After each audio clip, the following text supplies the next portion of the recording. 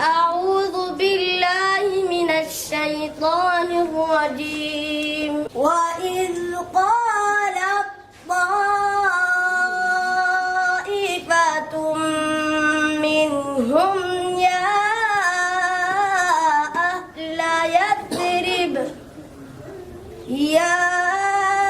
أهل يثرب لا مقام لكم فارجعوا ويستأذن فريق منهم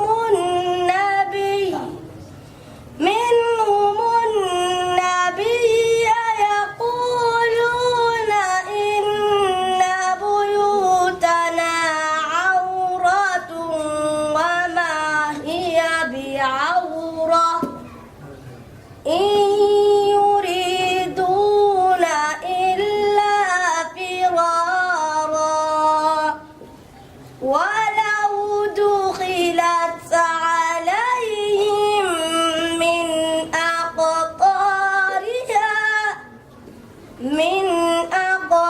أقطارها ثم سئلوا الفتنة لآتوها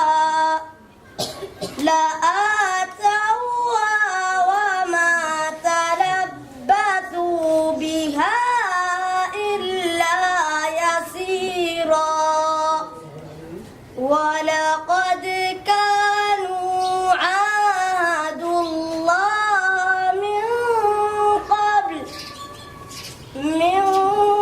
قبل لا يولون الأدبار وكان عهد الله مسؤولا.